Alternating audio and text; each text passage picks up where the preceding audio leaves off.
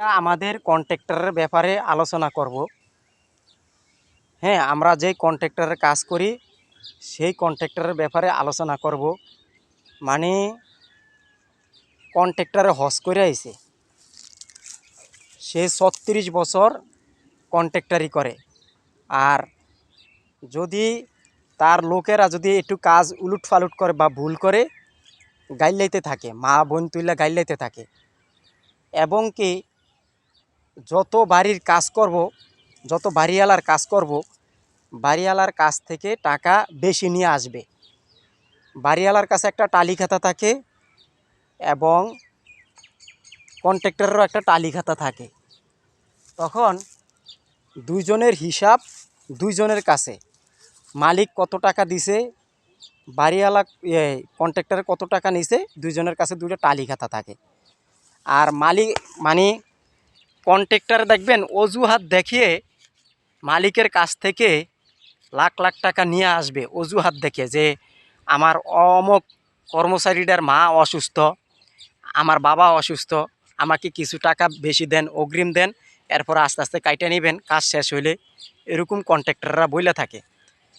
তা আমরা যেই কন্ট্রাক্টরের কাজ করি এই কন্ট্রাক্টরের নাম হলো ফেরদৌস মিয়া, কুমিল্লা বাড়ি।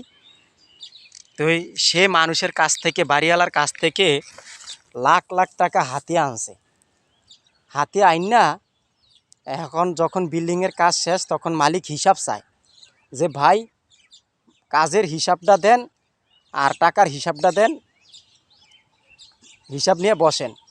যখন দেখা গেছে কি কন্ট্রাক্টরের মালিকের কাছ থেকে অনেক টাকা অগ্রিম টাইনা নিয়ে আইছে, তখন করে কি মালিককে বলে যে ভাই আমার খাতাটা হারিয়ে লাইছে। আসলেও খাতা হারায় না, তার ঘরের ভিতরে একটা ট্রাং আছে, ওই ট্রাঙের ভিতরে কয়েক হাজার খাতা, মানে ওই ট্রাঙে থোয়ার কোনো জায়গা নাই খাতা থোয়ার, এরকম অবস্থায়।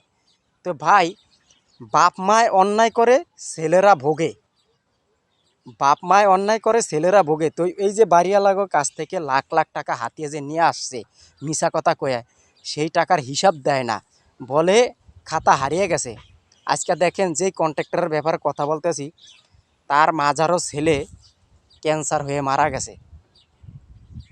22 কোটি টাকা খরচ করছে মাজারো ছেলের। এখন বর্তমানে ছোট ছেলে, বড় ছেলেকে বিয়ে করাইছে, কোনো সন্তান টন্তান হয় না এবতালায়, নতুন বিয়ে করাইছে। এখন বড় ছেলেটাকে নিয়ে হাসপাতালে দৌড়াদৌড়ি। বড় ছেলেটা আমেরিকা থাকতো, তারও একই অবস্থা, ক্যান্সার।